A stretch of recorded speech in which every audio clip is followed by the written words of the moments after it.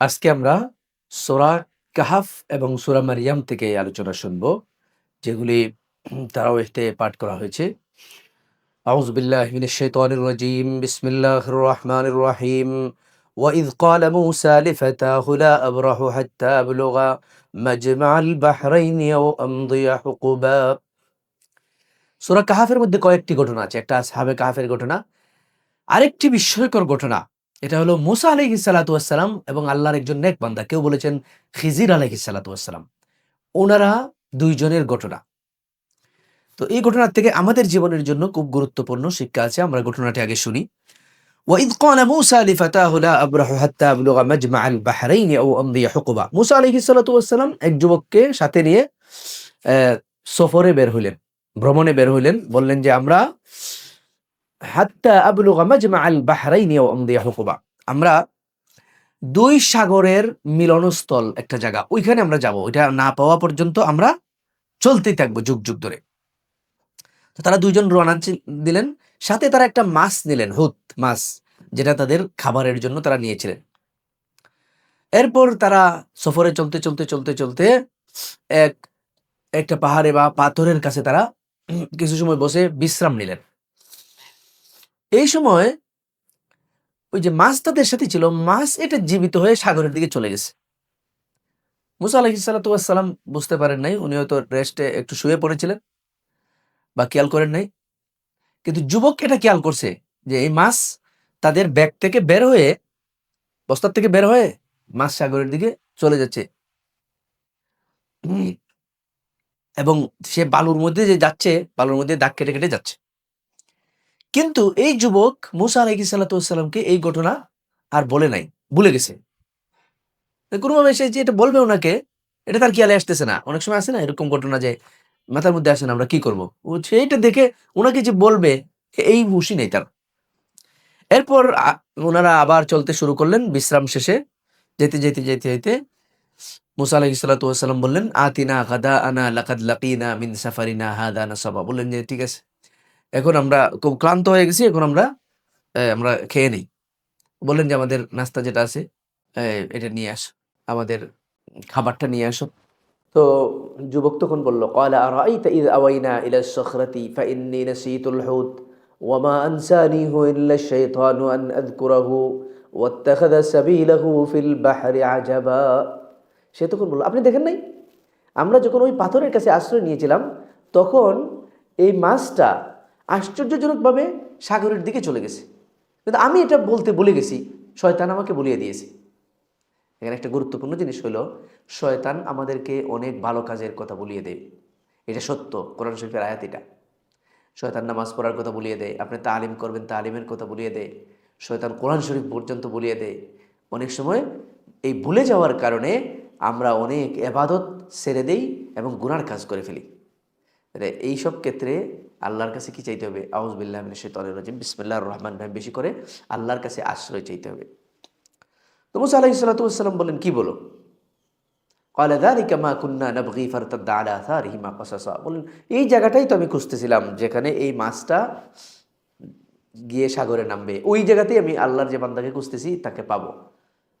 তো বলেন তাহলে এক কাজ করো, আমরা আমাদের পায়ের দাগ দেখে দেখে বালুর উপর দিয়ে ওনারা হেঁটে হেঁটে আসছেন। তো তো যুবককে উনি বললেন ঠিক আছে চলো, আমরা আমাদের পায়ের দাগ দেখে দেখে যেই রাস্তায় আসছি ঠিক পিছনে পিছনে ওই জায়গায় যাব।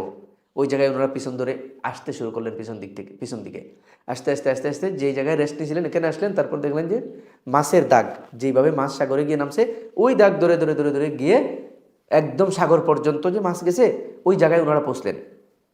ওই জায়গায় পৌঁছার পরে ফাওয়াজাদা আবদাম মিন ইবাদিনা আতাইনাহু রাহমাতাম মিন ইনদিনা ওয়া আল্লামনাহু মিন লাদুন্না ইলমা। ওই জায়গায় পৌঁছার পরে আল্লাহর এক বান্দাকে পাইলেন। আল্লাহ বলতেছেন আতাইনাহু রাহমাতাম মিন ইনদিনা, আমি আমার পক্ষ থেকে তাকে বিশেষ রহমত, আল্লাহ তাআলা রহমত দান করেছিলাম। এবং ওয়া আল্লামনাহু মিন লাদুন্না ইলমা, আল্লাহর পক্ষ থেকে বিশেষ কিছু ইলম, এটাকে ইলমু লাদুনি বলে। আল্লাহর পক্ষ থেকে যে ইলম দেওয়া হয়, যেটা আমরা সাধারণত চেষ্টা করে অর্জন করতে পারি না, এটা আল্লাহর দেওয়া। তো আল্লাহর এক বান্দাকে পাইলেন, কেউ বলছেন এই বান্দা হলেন খিজির আলাইহিস সালাতু ওয়াস সালাম। তো ওনাকে পাওয়ার পরে উনি বললেন, মুসা আলাইহিস সালাতু ওয়াস সালাম বললেন, ক্বালা লাহু মূসা হাল আত্তাবিউকা আলা আন তুআল্লিমানি মিম্মা উল্লিমতা রুশদা। বললেন, আমি কি আপনার সঙ্গী সাথী হইতে পারি, আপনাকে অনুসরণ করতে পারি? আপনাকে আল্লাহ তাআলা যে ইলম জ্ঞান দান করেছেন, এর থেকে আমাকে কিছু আপনি শিখাইবেন। ক্বালা ইন্নাকা লান তাসতাতিআ মাইয়া সাবরা। তিনি খিজির আলাইহিস সালাতু ওয়াস সালাম বা আল্লাহর ওই বান্দা বললেন যে, তুমি আমার সাথে থাকলে ধৈর্য ধরতে পারবে না। আমি এমন কিছু কাজ করব, লান তাসতাতিআ মাইয়া সাবরা। তিনি বললেন যে, সাতাজিদুনি ইনশাআল্লাহু সাবিরান ওয়ালা আসি লাকা আমরা। ইনশাআল্লাহ আমি ধৈর্য ধরতে পারবো, আপনি আমাকে ধৈর্যশীল পাবেন, কোনো সমস্যা নেই। বললেন যে, তাইলে চলো। ওনারা দুইজন তখন চলতে শুরু করলেন। ফানতালাকা হাত্তা ইযা রাকিবা ফিস সাফিনাতি খারাকাহা ক্বালা খারাকতাহা লিতুগরিকা আহলাহা লাকাদ জি'তা শাইআন ইমরা। দুইজন যাইতেছেন যাইতেছেন, এর মধ্যে ওনারা এক নৌকায় উঠলেন নদী পার হওয়ার জন্য। তখন ওই খিজির আলাইহিস সালাতু ওয়াস সালাম বা আল্লাহর নেক বান্দা নৌকা, ভালো নৌকা, এটাকে তিনি ছিদ্র করে ফেললেন। মুসা আলাইহিস সালাতু ওয়াস সালাম সাথে সাথে বলে ফেললেন যে, আখারাকতাহা লিতুগরিকা আহলাহা লাকাদ জি'তা শাইআন ইমরা। এটা কি? আপনি এই নৌকার মানুষগুলোকে ডুবাইয়া মারার জন্য এই ছিদ্র করে দিলেন, নৌকাতে পানি উঠবে না এখন? উনি তখন বললেন, ক্বালা আলাম আকুল ইন্নাকা লান তাসতাতিআ মাইয়া সাবরা। আমি তোমাকে বলিনি তুমি ধৈর্য ধরতে পারবে না? আমি এমন কিছু কাজ করব, তোমাকে তো বলছিলাম লা তাসআলনি, তুমি আমার সাথে থাকলে ফাইন ইত্তাবা'তানি ফালা তাসআলনি আন শাইইন হাত্তা উহদিসা লাকা মিনহু যিকরা। তুমি যদি আমার সাথে থাকো তাহলে আমি যা করব এটা নিয়ে প্রশ্ন করতে পারবা না, এটা তোমাকে আমি বলছিলাম। এখন প্রশ্ন করো কেন? মুসা আলাইহিস সালাম বললেন, না না না না, আমার ভুল হয়ে গেছে। লা তুআখিযনি বিমা নাসিতু, আমি ভুল করে ফেলেছি, এই জন্য আমাকে পাকড়াও করবেন না। ঠিক আছে, এখন আর হবে না। এরপর আবার চলতে শুরু করলেন। ফানতালাকা হাত্তা ইযা লাকিয়া গুলামান ফাকাতালাহু ক্বালা আকাতালতা নাফসান যাকিয়াতান বিগাইরি নাফস লাকাদ জি'তা শাইআন নুকরা। এরপর যাইতে যাইতে যাইতে যাইতে আরেক জায়গায় গিয়ে একটা সুন্দর একটা ছেলে, উনি তাকে হত্যা করে ফেললেন, মেরে ফেললেন। মুসা আলাইহিস সালাতু ওয়াস সালাম বললেন, ভালো একটা ছেলে, নির্দোষ একটা ছেলেকে আপনি মেরে ফেললেন, হত্যা করে ফেললেন। তখন খিজির আলাইহিস সালাম বললেন, আলাম আকুল লাকা ইন্নাকা লান তাসতাতিআ মাইয়া সাবরা। আমি তোমাকে বলছি না তুমি আমার সাথে যাইতে পারবে না, কারণ তুমি ধৈর্য ধরতে পারবে না আমি যেটা করব ওইটার জন্য।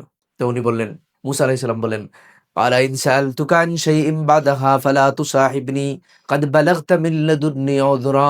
বলেন, ঠিক আছে, এরপর যদি আমি আর প্রশ্ন করি তাহলে আমাকে বাদ দিয়ে দিন। প্রথমবার প্রশ্ন করছেন নৌকা কেন ছিদ্র করলেন, দ্বিতীয়বার প্রশ্ন করলেন একটা যুবককে, একটা ছেলেকে তিনি মেরে ফেললেন, তারপর বললেন যে কেন তারে মারলেন, এই ছেলের মৃত্যু নিয়ে প্রশ্ন করলেন। তৃতীয়বার বললেন যে এখন যদি আর প্রশ্ন করি তাইলে আমাকে বাদ দিয়ে দিন, আমি আর আপনার সাথে যাব না। ফানতালাকা, তখন আবার চলতে শুরু করলেন। হাত্তা ইযা আতায়া আহলা ক্বরিয়াতিন ইসতাতআবা আহলাহা ফাআবাউ আন ইউদাইয়িফুহুমা ফাওয়াজাদা ফিহা জিদারান ইউরিদু আন ইয়ানকাদ্দা ফাআকামা ক্বালা লাউ শি'তা লাত্তাখাযতা আলাইহি আজরা। তখন আবার ওনারা পথ চলতে শুরু করলেন ওই ছেলেকে হত্যা করার পরে। যাইতে যাইতে যাইতে যাইতে যাইতে যাইতে একটা গ্রামে আসলেন। মুসাফির হিসাবে আসছেন, মানুষের কাছে একটু খাবার দাবার হয়তো চাইছেন, অথবা মেহমানদারি করার কথা, তারা কোনো মেহমানদারি করে নাই, ভালো আচরণ করে নাই। মেহমানকে তো, এটা খুব গুরুত্বপূর্ণ জিনিস। আপনার বাড়িতে যদি মেহমান আসে, তো রাসূলুল্লাহ সাল্লাল্লাহু আলাইহি ওয়াসাল্লামের হাদিস আছে, মান লাম ইউকরিম দুয়ুফানা লাইসা মিন্না। যেই ব্যক্তি মেহমানকে সম্মান করে না, সে আমাদের দলভুক্ত না। নাউযুবিল্লাহি মিন যালিক। তারপর বলছেন যে, মান কানা ইউমিনু বিল্লাহি ওয়াল ইয়াউমিল আখিরি ফালইউকরিম দুয়ুফাহু আও যায়ফাহু। যেই ব্যক্তি আল্লাহ এবং আখিরাতে বিশ্বাস রাখে, তার উচিত হলো মেহমানকে সম্মান করা। বাসায় মেহমান আসলে তাদের জন্য খাবার দাবার আপনার সামর্থ্য অনুযায়ী সর্বোচ্চটুকু তাদেরকে ৩ দিন পর্যন্ত ৩ দিন পর্যন্ত মেহমানদারি। এরপরে মেহমানের উচিত নয় টাকা, যাতে মেজবানের কষ্ট হয়ে যায়, সেটা ভিন্ন বিষয়, নাজায়েজ হবে না, কিন্তু মেহমানদারি ৩ দিন পর্যন্ত, এটা যে হাদিস দ্বারা বর্ণিত। তো মেহমানের সাথে ৩ দিন পর্যন্ত উত্তম মেহমান হিসেবে উত্তম যতটুকু সামর্থ্য আছে সে অনুযায়ী খাবার পরিবেশন করা, মেহমানদারি করা। ক্বালা ইন্নাকা লান তাসতাতিআ মাইয়া সাবরা। তারপরে তো যখন উনি যাইতে যাইতে যাইতে যাইতে এই গ্রামের মানুষ মেহমানদারিও করলো না, এই গ্রামে উনি একটা দেয়াল পাইলেন, দেয়ালটা ছিল ভাঙ্গা। উনি এটাতে কাজে লেগে গেছেন। মুসা আলাইহিস সালাতু ওয়াস সালাম বললেন, আরে এরা আমাদের এই গ্রামের মানুষ, আমাদের কোনো মেহমানদারিও করলো না, আমাদের সাথে ভালো ব্যবহার করলো না। হ্যাঁ, আপনি এই গ্রামে কাজ শুরু করে দিয়েছেন, ফ্রি কাজ। লাউ শি'তা লাত্তাখাযতা আলাইহি আজরা। আপনি তো কিছু বিনিময় নিয়ে কাজ করতে পারতেন, তো আমরা কিছু পাইতাম। উনি বললেন, হাযা ফিরাকু বাইনি ওয়া বাইনিকা সাউনাব্বিউকা বিতাউইলি মা লাম তাস্তাতি আলাইহি সাবরা। মূসা শেষ, এখানেই তোমার আর আমার বিচ্ছেদ। তুমি আর আমার সাথে যাইতে পারবে না। এখন তোমাকে আমি বলবো কি কারণে এই ৩ টি কাজ আমি করলাম। ১ নম্বর হলো আম্মা السفينة فكانت لمساكين يعملون في البحر فأردت أن أعيبها وكان وراءهم ملك يأخذ كل سفينة غصبا। প্রথমে যে নৌকা, এই নৌকাটা ছিল এক মিসকিনের। এরা সাগরে কাজ করত। নৌকা দিয়ে ওই মানুষকে পারাপার করে দিয়ে কিছু টাকা রুজি করে এটা দিয়ে সে চলে। কিন্তু এখানে এক জালিম ছিল। ওয়াকানা ওয়ারাআহুম মালিকুন ইয়াখুযু কুল্লা সাফিনাতিন গাসবা। জালিম বাদশা ছিল, তাদের নৌকাগুলো জোর করে ধরে নিয়ে যেত। তো আমি এই নৌকার মধ্যে ছিদ্র করে দিলাম যাতে এই নৌকাটাকে একটা ভাঙ্গা নৌকা মনে করে ওরা যেন ফেলে যায়। গরিব মানুষ বেঁচে যাবে। ভালো না এটা? আমাদের জীবনে অনেক ঘটনা ঘটে, আমরা এগুলা মাইন্না নিতে পারি না। কিন্তু আল্লাহ বলছেন, ওয়াসা আন তাকরাহু শাইআন ওয়া হুয়া খায়রুল লাকুম। তোমাদের জীবনে অনেক কিছু ঘটে, তোমরা দোয়া করো, নামাজ পড়ো, দোয়া চাও, এরপরে অনেক ঘটনা তোমাদের জীবনে ঘটে, এগুলো তোমরা মেনে নিতে পারো না, অপছন্দ করো, কিন্তু আমি দেখতেছি এটা তোমাদের জন্য ভালো। এজন্য আল্লাহ রাব্বুল আলামিনের কাছে দোয়া করলে পরে অধৈর্য হবেন না। আল্লাহ জীবনে যদি কোনো বিপদ দেন, অধৈর্য হবেন না। জীবনে যদি আপনি যেটা চান ওটা না পান, অধৈর্য হবেন না।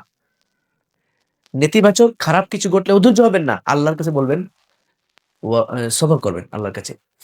সবরুন জামিল ওয়াল্লাহুল মুস্তাআন। আল্লাহ সাহায্যকারী, ধৈর্য ধরবেন। বিপদ পড়লে ইন্না লিল্লাহি ওয়া ইন্না ইলাইহি রাজিউন, আল্লাহুম্মা আজরুনি ফি মুসিবাতি ওয়া আখলিফ লি খায়রাম মিনহা। এই দোয়া বেশি করে পড়বেন। নাহলে বিপদে যা হারাইছেন এর থেকে উত্তম জিনিস আল্লাহ তাআলা দান করবেন। এখানে দেখছেন বাহ্যিকভাবে দেখা যায় যে নৌকা, ভালো একটা নৌকা, এটা ছিদ্র করে দেওয়া বা ভেঙে ফেলা এটা তো খারাপ কাজ। কিন্তু এখন যখন উনি ব্যাখ্যা দিতেছেন এটা কেন উনি ছিদ্র করলেন? ১ম এ মনে হইলো তো আল্লাহর একজন নবী হয়ে উনি নৌকা ভেঙে দিয়েছেন, এটা নিশ্চয়ই খারাপ কাজ। কিন্তু এখন যখন আমরা শুনতেছি যে এই নৌকাটা ভাঙ্গা হয়েছিল এই গরিব মানুষকে বাঁচানোর জন্য। কারণ একজন জালিম বাদশা এসে এটা নিয়ে যাইত। তার হাত থেকে নৌকাটা বাঁচানোর জন্য কি করলেন? নৌকাটা ভেঙে দিয়েছিলেন। তাইলে এখন আমাদের কাছে মনে হচ্ছে না যে এটা তো খুব ভালো কাজই করছে? একজন জালিম ভালো নৌকাটা নিয়ে যাওয়ার চেয়ে নৌকাটা যদি একটু ছিদ্র হয়ে ভাঙ্গা হয়ে মানে থেকে যায়, এই গরিব মানুষের জন্য নৌকাটা বেঁচে যায়, তাহলে এটা ভালো না? কিন্তু আমরা এই রহস্য বুঝতে পারি নাই যতক্ষণ পর্যন্ত না আমরা এটা ব্যাখ্যা শুনছি যে একজন জালিম নিয়ে যাবে। নৌকাওয়ালাও এটা মানবে না যে তার নৌকাটা ছিদ্র করে দিবেন। যখন সে শুনবে এটা যে একজন জালিম বাদশা এসে এটা নিয়ে যাবে আর যদি আমি ছিদ্র করে দিই তাইলে এটা নিবে না, তখন সে বলবে আচ্ছা ঠিক আছে তাইলে ছিদ্র একটা না ২ টা করে দেন, আমার নৌকাটা তো অন্তত বাঁচলো। তো আমাদের জীবনে এরকম অনেক ঘটনা ঘটে। আমরা শুনলে পরে বলবো যে না, না এটা ভালোই হইছে। কিন্তু আমরা তো জানি না। ওয়া আম্মাল গুলামু ফাকানা আবাওয়াহু মুমিনাইনি ফাখাশিনা আন ইউরহিকাহুমা তুগয়ানান ওয়া কুফরা। বললেন এই যে ছেলেটা ছিল, যে কিশোর ছেলেকে আমি হত্যা করছি, তার মা-বাবা ২ জন মুমিন বান্দা ছিল। তো তিনি হয়তো ওহীর মাধ্যমে আল্লাহর কাছ থেকে জানতে পারছিলেন, যে আশঙ্কা বা এটা জানতে পারছিলেন যে এই ছেলেটা মা-বাবার অবাধ্য হবে, কাফির হবে, মা-বাবাকে কষ্ট দিবে। যদি আপনার ছেলেকে কেউ মেরে ফেলে অথবা আপনার ছেলে না হয়, শুধু মেয়ে হয় অথবা বাচ্চা হয় না, আপনি দোয়া করতে, করতে অনেক সময় অধৈর্য হয়ে যাবেন। আমরা দোয়া করতে, করতে অধৈর্য হয়ে যাব। কিন্তু আল্লাহ যদি জানাইয়া দেন এটা, যে আমি জানি তোমার যদি একটা ছেলে হয়, এই ছেলের বয়স যেদিন ৩০ বছর হবে, তুমি ৩০ বছর পর্যন্ত তাকে লালন-পালন করবা, খাওয়াইবা, পড়াইবা, টাকা-পয়সা ব্যয় করবা, সবকিছু করবা। ৩০ বছর বয়স যখন হবে, তখন সেই ছেলে তোমাকে হত্যা করে ফেলবে। অনেক সময় আছে না এরকম খারাপ ছেলে? এই ছেলে তোমাকে এমনভাবে বেইজ্জত করবে, তোমার জেলে যাওয়া লাগবে, ফাঁসিতে ঝোলা লাগবে তোমার ছেলের খারাপ কাজের কারণে। তোমার ছেলে একটা মার্ডার করে ফেলবে। তোমার ছেলের কারণে তোমার মারা যাওয়া লাগবে, বেইজ্জত হওয়া লাগবে, অধৈর্য হওয়া লাগবে। এই কথা শোনার পরে কোনো নিঃসন্তান মা-বাবা আর দ্বিমত পোষণ করবে না যে ভালোই হইছে আমার আল্লাহ আমাকে ছেলে দেন নাই। কারণ এই ঘটনা দুনিয়াতে বহু জায়গায় ঘটেছে। মা-বাবাকে ছেলে বেইজ্জত তো করছেই, হত্যা করে ফেলছে। সম্পদের জন্য গুলি করে হত্যা করে ফেলছে। এরকম বহু ঘটনা আছে। তখন মা-বাবা বলে, এরকম বহু সন্তান আছে সন্ত্রাসী হয়ে গেছে, ডাকাত হয়ে গেছে। তখন মা-বাবা বলে যে এই সন্তান যদি আমার না হইতো, এই সন্তানের কারণে আজকে আমি এরকম বেইজ্জত হইতেছি, জেলে গেলাম, ফাঁসিতে ঝুললাম। কি জন্য যে আমাকে আল্লাহ এই সন্তান দিলেন? এরকম মানুষ বলে না? এইজন্য আল্লাহর কাছে সন্তান চাওয়ার পরে অধৈর্য হবেন না। বলবেন আল্লাহর কাছে যে কোনো জিনিস চাইলে, সেটা সন্তান হোক, ছেলে হোক, যে আল্লাহ আপনি যদি ভালো মনে করেন, যেটা ভালো মনে করেন আমাকে ওইটা দেন। এইভাবে আমরা দোয়া করব। আমার এই জিনিসের দরকার, আল্লাহ আমাকে নেক সন্তান দেন, নেক সন্তান দেন, নেক সন্তান দেন। একই সাথে সবর করে এটাও বলবেন যে আপনি যদি এই সন্তান আমার জন্য ভালো হয় তাইলে দিবেন।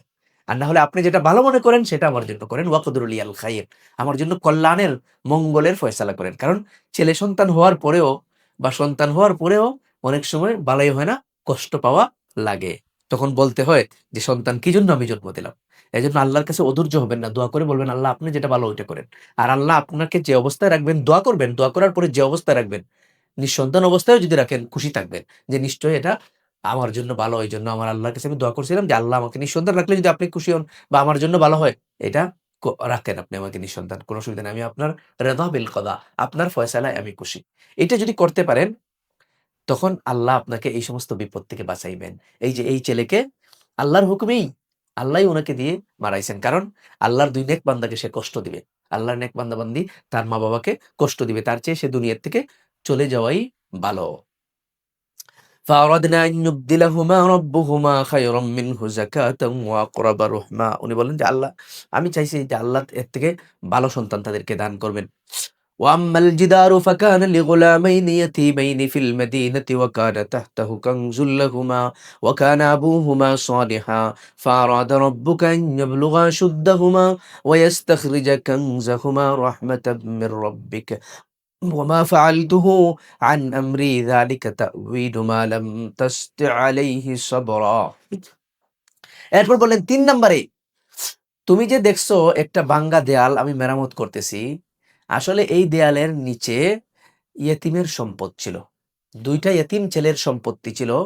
এই শহরের ২ ইয়েতিম ছেলে, তাদের মা-বাবা মারা গেছেন এবং তারা নেককার মানুষ ছিলেন।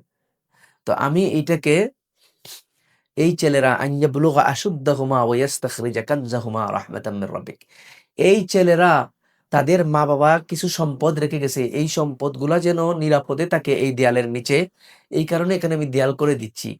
যাতে এরা আল্লাহর হুকুমে যখন তাদের বয়স হবে, বুঝ হবে, ম্যাচিউরড হয়ে যাবে, তারা বালেগ হবে, তখন তারা তাদের এই সম্পদটা বুঝে নিতে পারে। এইজন্য এটার হেফাজতের জন্য আমি এই দেয়ালটাকে কাজ করলাম, রিপেয়ার করলাম, মেরামত করলাম, দেয়ালটা করে দিলাম। এই হলো ৩ টা জিনিসের ব্যাখ্যা, যেটার জন্য তুমি সবর করতে পারো নাই। তাইলে এই ৩ ঘটনার থেকে আমাদের জন্য শিক্ষা কি? আমাদের জীবনে যা কিছু ঘটে আল্লাহর হুকুমে ঘটে।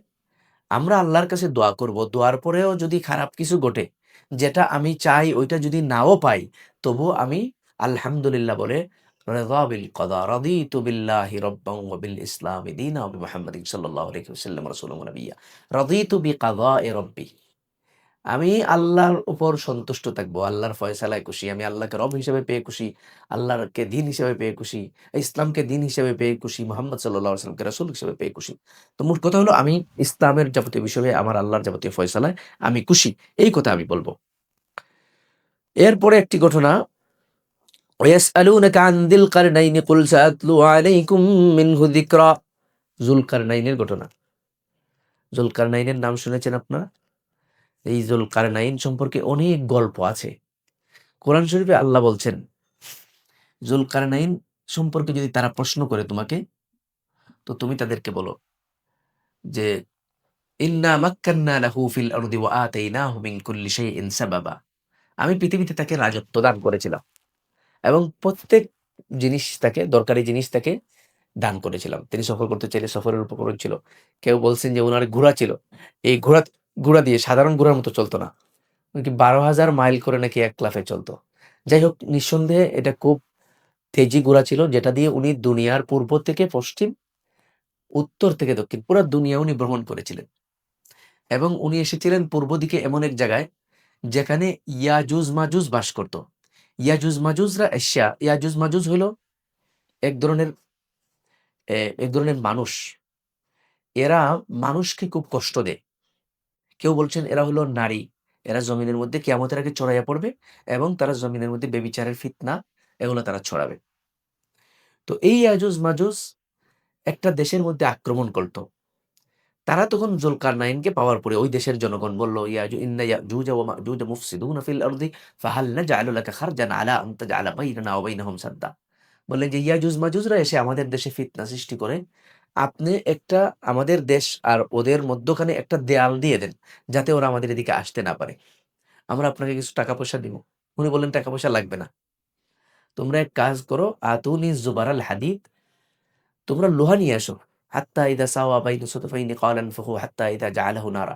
আর লোহা নিয়ে এসে এটাতে ফু দাও। অনেক সময় আছে না চুঙ্গা দিয়ে আমরা ফু দেই আগুন হওয়ার জন্য। বললেন যে ফু দাও যতক্ষণ না আগুন জ্বলে। এরপর আগুন জ্বালায় লোহা দিয়ে উনি একটা দেয়াল তৈরি করে দিলেন, যাতে ইয়াজুজ মাজুজরা আর আসতে পারে না। ইয়াজুজ মাজুজরা বিভিন্ন ঐতিহাসিক বর্ণনা এগুলা, যে ইয়াজুজ মাজুজরা প্রত্যেকদিন আইসা চেষ্টা করে এই দেয়াল ভেঙে এদিকে আসার জন্য। সারাদিন কাজ করে আর তারপরে তারা ভাঙতে পারে না, একদম লাস্ট প্রান্তে চলে আসে। একটু বাকি, তখন বলে যে আমরা আজকে ক্লান্ত হয়ে গেছি, টায়ার্ড হয়ে গেছি, আগামীকালকে এসে শুরু করব। এইভাবে তারা এটা ভাঙতে থাকবে। কিয়ামতের যখন সময় খুব ঘনিয়ে আসবে, তখন তারা পুরোটা ভেঙে বের হয়ে চলে আসবে এবং জমিনের মধ্যে তারা ফিতনা সৃষ্টি করবে। এরা হলো ইয়াজুজ মাজুজ। তো যাই হোক, এর পরের সূরা হলো সূরা মারিয়াম। আমরা এই সূরা মারিয়ামের মধ্যে জাকারিয়া আলাইহিস সালাতু ওয়াস সালামের ঘটনা জানি। যিকরু রাহমাতি রাব্বিকা আবদাহু জাকারিয়া। জাকারিয়া আলাইহিস সালাতু ওয়াস সালামের ঘটনা, মারিয়াম আলাইহা সালাতু ওয়াস সালামের ঘটনা, আরো কয়েকজন নবীর ঘটনা আল্লাহ তাআলা এখানে বর্ণনা করেছেন।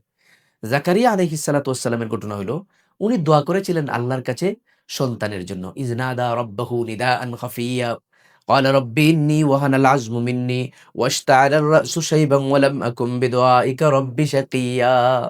বললেন, আল্লাহ আমার তো হাড্ডি দুর্বল হয়ে যাচ্ছে, আমার চুল সাদা হয়ে গেছে আল্লাহ। আমি তো আশঙ্কা করছি, ইন্নী খিফতুল মাওয়ালিয়া মিন ওয়ারাই ওয়া কানাত ইমরাতি আকিরান ফাহাবলি মিন লাদুনকা ওয়ালিয়্যা। আমি তো আশঙ্কা করতেছি যে আমার নবুয়তের উত্তরাধিকারী কেউ হবে না, আমার তো কোনো ছেলে নাই, আমার স্ত্রীও কি বন্দা নিঃসন্তান। আপনি দয়া করে আপনার পক্ষ থেকে সন্তান দেন। আসা আল্লাহ কুনা ওয়ালাম আকুম বিদুআইকা রাব্বি শাকিয়্যা। এরপরে বলছেন আসা আল্লাহ কুনা বিদুআইকা রাব্বি শাকিয়্যা।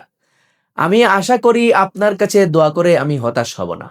এখানে আমাদের জন্য গুরুত্বপূর্ণ শিক্ষা হলো, আমরা যখন আল্লাহর কাছে কোনো বিষয়ে দোয়া করব, দোয়া যদি দেখি ১ বছরেও কবুল হইতেছে না, ২ বছর, ৩ বছর, ৪০ বছর, ১০০ বছর পর্যন্ত ধৈর্যের সাথে অপেক্ষা করেন এবং আল্লাহকে বলেন, আসা আল্লাহ কুনা বিদুআই রাব্বি শাকিয়্যা।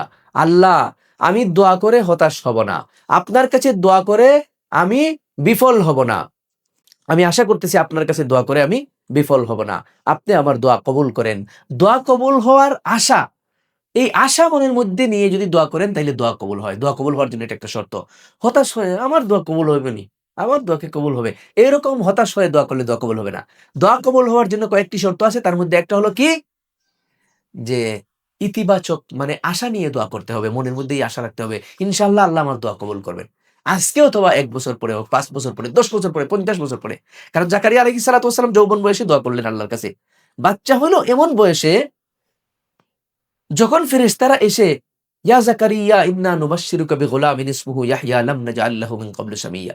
একদম নাম সহ ফেরেশতাদের মাধ্যমে আল্লাহ তাআলা জানায় দিলেন, জাকারিয়া তোমাকে একটি নেক সন্তান দেওয়া হবে, তার নাম হবে ইয়াহইয়া। নাম রেখে দিলেন। উনি আশ্চর্য হয়ে বললেন, এ কেমন কথা? রব্বি আন্না ইয়াকুনু লি ওয়ালাদুন আন্না ইয়াকুনু লি গুলামুন ওয়া কানাত ইমরাআতি আকিরান ওয়া কাদ বালাগতু মিনাল কিবারি ইতিয়্যা। আমি বৃদ্ধ মানুষ, আমার স্ত্রীও বৃদ্ধ এবং বন্দা নিঃসন্তান, এখন আমার সন্তান হবে কিভাবে? তখন আশ্চর্য হয়ে গেলেন, কি আশ্চর্য হয়ে এই প্রশ্ন করলেন।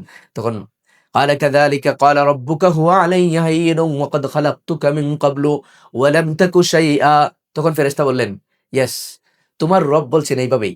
এইভাবে বৃদ্ধকেও আল্লাহ বাবা বানাইতে পারেন, বৃদ্ধ নিঃসন্তান মহিলাকেও আল্লাহ তাআলা মা বানাইতে পারেন। বৃদ্ধা মহিলা যার পিরিয়ড বন্ধ হয়ে গেছে অথবা শরীর একদম দুর্বল হয়ে গেছে, চুল সাদা হয়ে গেছে, মাংস কুচ হয়ে গেছে, হাড্ডি দুর্বল হয়ে গেছে, সন্তান হওয়ার আর কোনো সম্ভাবনা নাই, ১০০-২০০ বছর ৫০০ বছরের বৃদ্ধা মহিলা, তাকেও আল্লাহ তাআলা কি করতে পারেন? মা বানাইতে পারেন। ওয়াকাদ খালাকতুকা মিন ক্বাবলু ওয়া লাম তাকু শাইআ। তুমি স্মরণ করে দেখো তোমাকে আমি কিভাবে বানাইছি।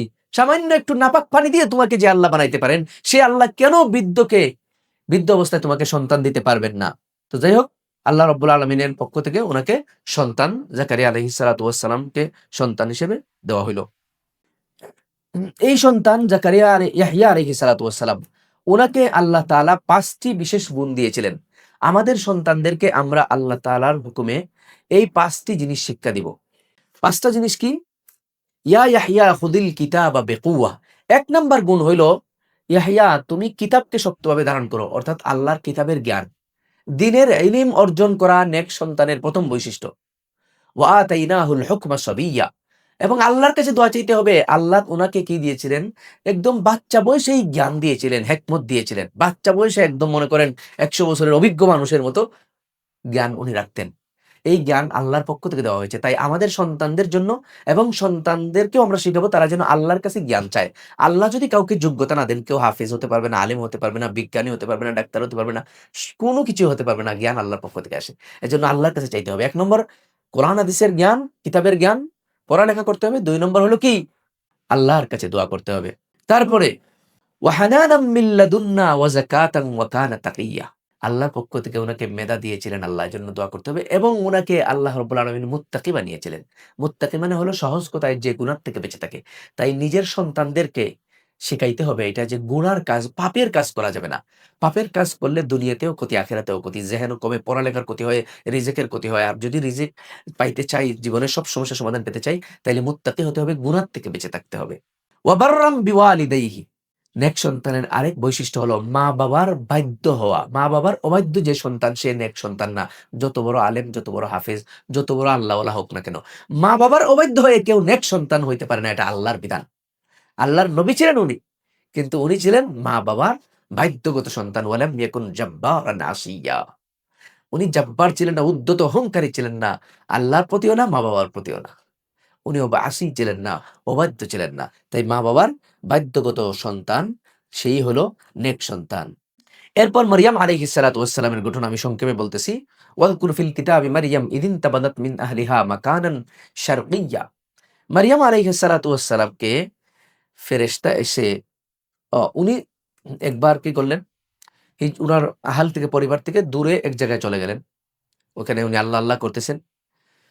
তখন একদিন ফেরেশতা এসে উনাকে বললেন যে, ইয়া মারিয়াম, হে মারিয়াম, তোমাকে আল্লাহ তাআলা এক সন্তান, পুত্র সন্তান দান করবেন। উনি আশ্চর্য হয়ে বললেন, এটা কিভাবে সম্ভব? আন্না ইয়াকুনু লি গুলামুন ওয়া লাম ইয়ামসাসনি বাশারুন ওয়া লাম আকু বাগিয়্যা।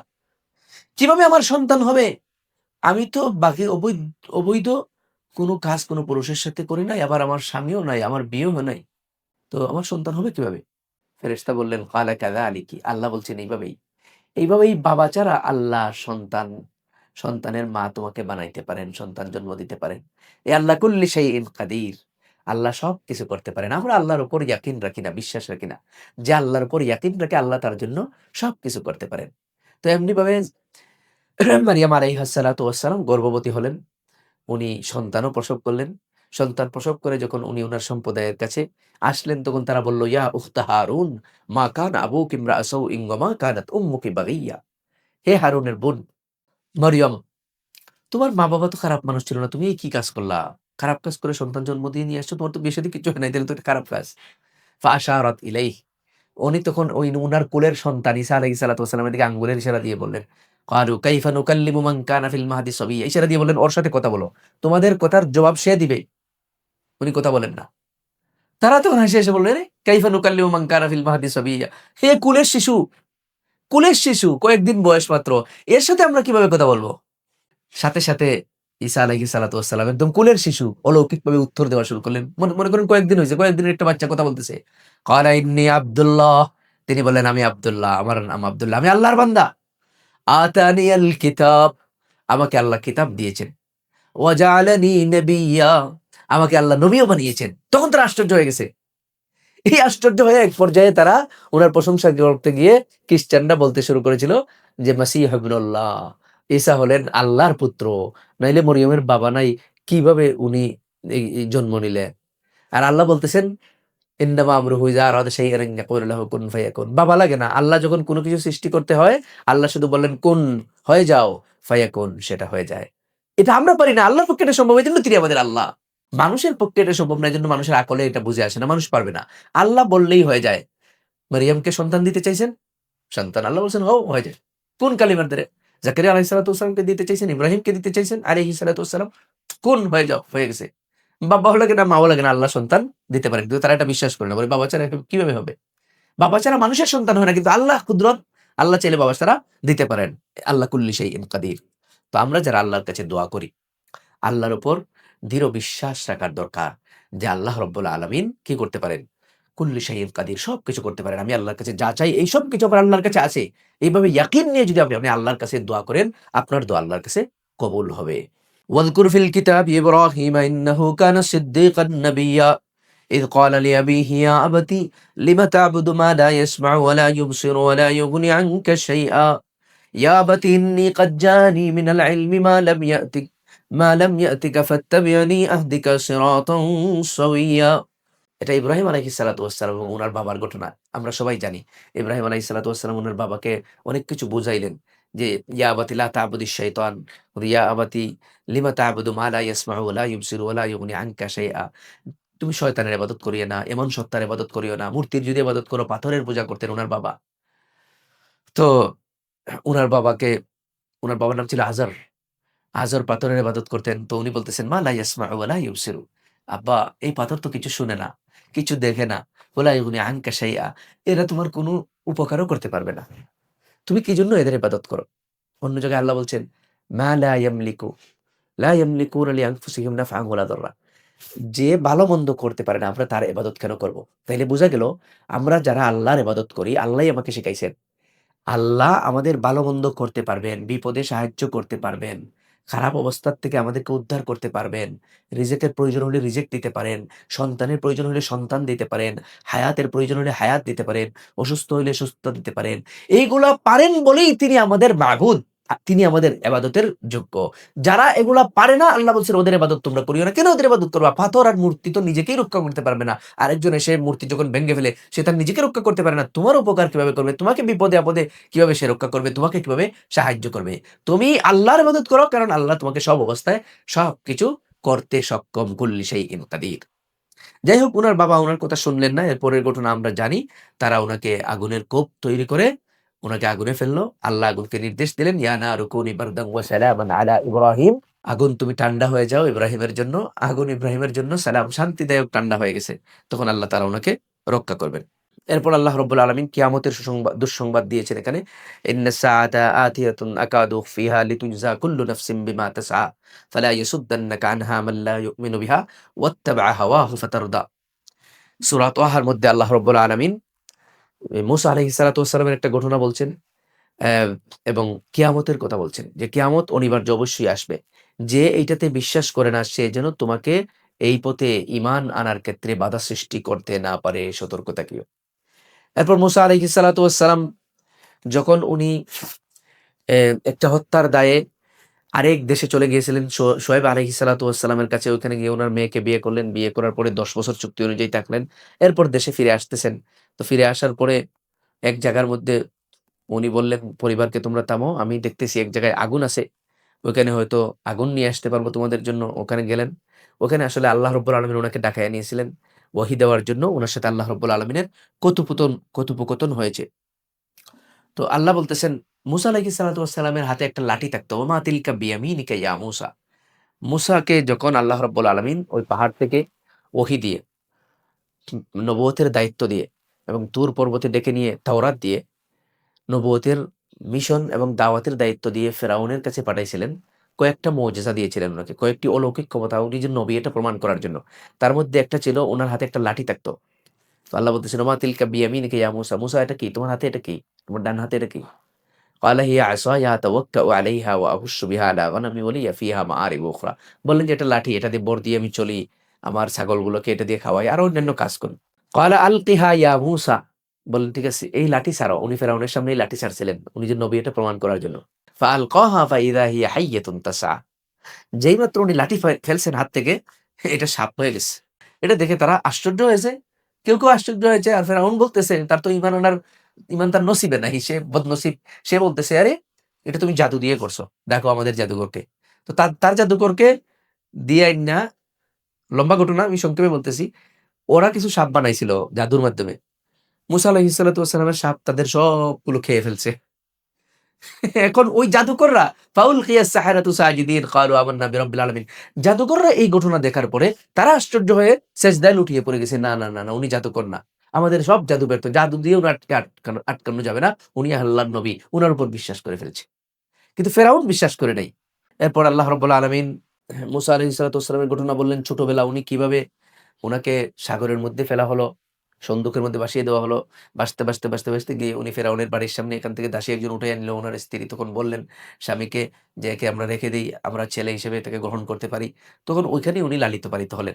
অথচ ফেরাউন ফরমান জারি করেছিল যে, এই রাষ্ট্রে কোনো ছেলে সন্তান জন্ম নিলে তাকে হত্যা করে ফেলতে হবে। তো মুসা আলাইহিস সালাতু ওয়াস সালামকে যেহেতু হত্যা করে ফেলবে, উনার মা এই কারণে আল্লাহর ইশারায় উনি সাগরের মধ্যে উনাকে ভাসিয়ে দিয়েছিলেন।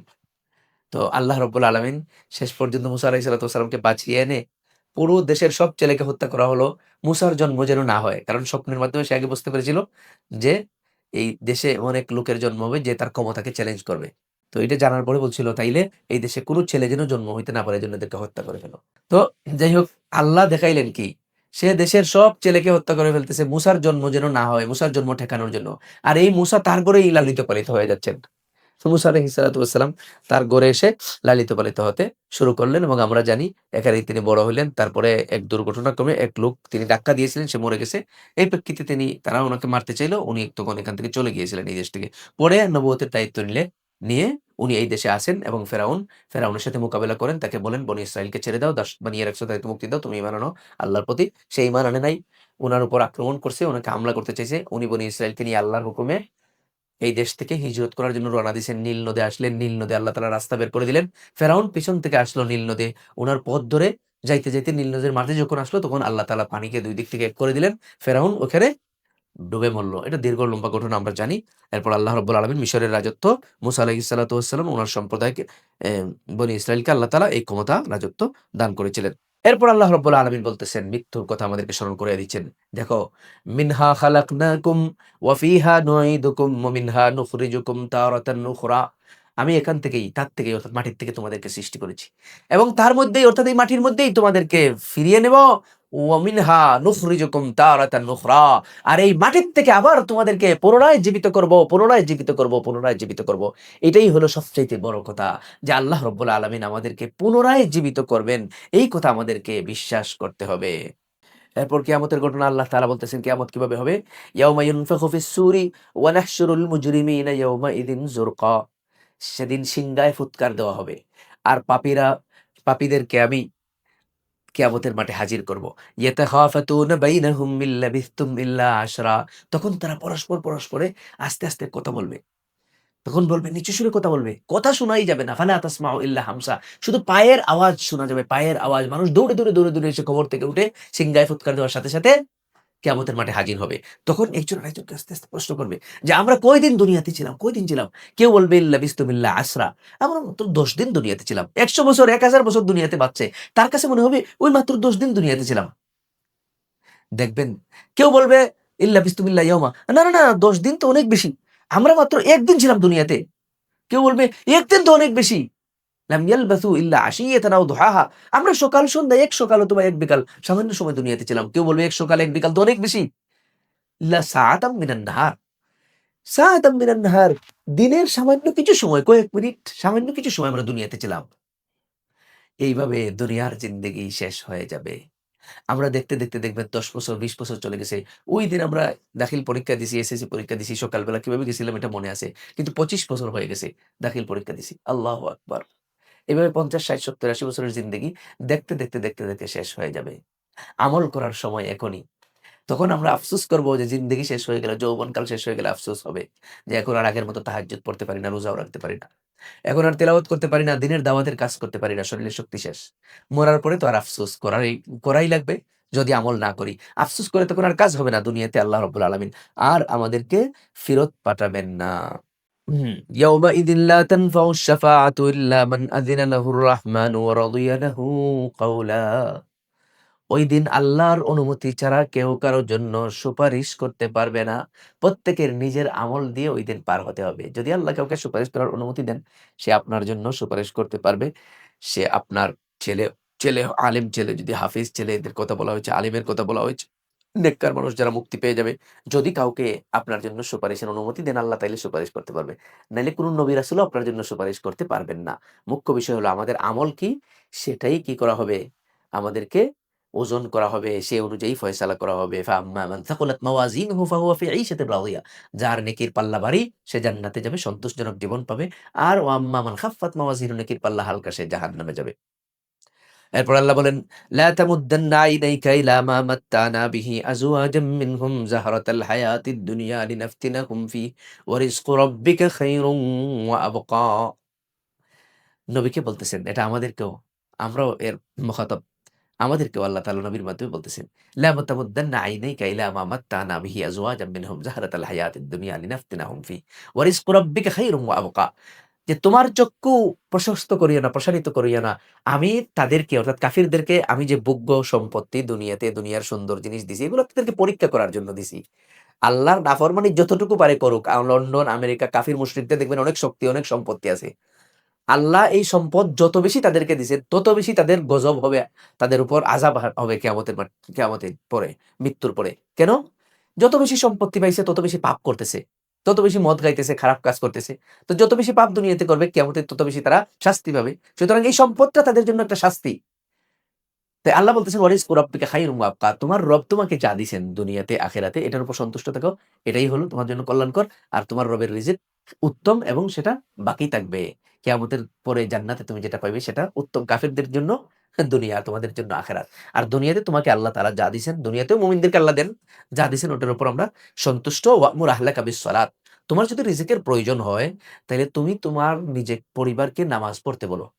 একটা বিপদে পড়ছেন, অসুস্থ হয়ে গেছেন, অভাবের মধ্যে পড়ছেন, নামাজ পড়তে থাকেন, সালাতুল হাজাত পড়তে থাকেন, তাহাজ্জুদ পড়তে থাকেন, পড়তে থাকেন, পড়তে থাকেন। ধৈর্য ধরে। লা নাসআলুকা রিজকা। আল্লাহ বলেন, তোমরা নামাজ পড়ো। তোমাদের কাজ হলো নামাজ পড়া। আমি তোমাদেরকে বলি না আমাকে রিজিক দাও। রিজিক দেওয়া তো আমার কাজ। নাহনু নারযুকুকা। রিজিক আমি দেব। ওয়াল আকিবাতু লিত-তাকওয়া। এবং ফাইনাল কথা একটা বলে দিয়েছেন। সেই কথা কি? চূড়ান্ত পরিণতি হবে তাকওয়ার কারণে। আপনি যদি মুত্তাকি হন, গুনাহ ছেড়ে দিয়ে আল্লাহর কাছে নামাজ পড়ে দোয়া করেন, কবুল হবে। আমাদের দোয়া অনেক সময় প্রতিফল আমরা পাই না। দোয়ার নতিজা আমরা দেখি না। কেন? এর অন্যতম কারণ হলো আমরা গুনার মধ্যে লিপ্ত থেকে দোয়া করি। যেই ব্যক্তি গুনার মধ্যে লিপ্ত থেকে দোয়া করবে, তার দোয়া কবুল হবে না। তাই আল্লাহর কাছে দোয়া করার আগে ১ম এই তওবা করে সব হারাম কাজ, গুনার কাজ ছেড়ে দিতে হবে যে, "আল্লাহ, আজকের থেকে হারাম খাবো না। কিস্তির টাকা, সুদের টাকা থাকলে এগুলো শেষ করে যে, আল্লাহ আর নেব না। এখন আমার দোয়াটা আপনি কবুল করেন।" আপনি কিস্তি নিতেছেন, সুদ নিতেছেন, তো আপনার দোয়া তো কবুল হবে না। হারাম খাবার খাইলে আল্লাহ বলে দিয়েছেন, আল্লাহর নবী সাল্লাল্লাহু আলাইহি ওয়াসাল্লাম আল্লাহর পক্ষে এই ঘোষণা দিছেন। যে আল্লাহ বলেন, ইয়া রহমান বলে সাগরে, মরুভূমিতে বিপদে পড়ে মানুষ আল্লাহকে ডাকে। কিন্তু আল্লাহ এই ডাক শোনেন না। এই ডাক আকাশের দিকে উঠে না। কেন? তার পোশাক হারাম। আল্লাহ বলেন তার পোশাক হারাম। তার পেটের মধ্যে যে খাবার ঢুকেছে ওইটা হারাম। এইজন্য যদি আমরা হালাল খাই, যদি সব গুনাহ থেকে আল্লাহর কাছে তওবা করে দোয়া করতে পারি, নামাজ পড়ে দোয়া করতে পারি, তাইলে আল্লাহ তাআলা আমাদের দোয়া কবুল করবেন। আল্লাহ তাআলা আমাদেরকে জীবনের সকল বিপদ, আপদ, মুসিবতের সময় আমাদেরকে দোয়া করার, সালাতুল হাজত পড়ার তৌফিক দান করুন। জাযাকুমুল্লাহ।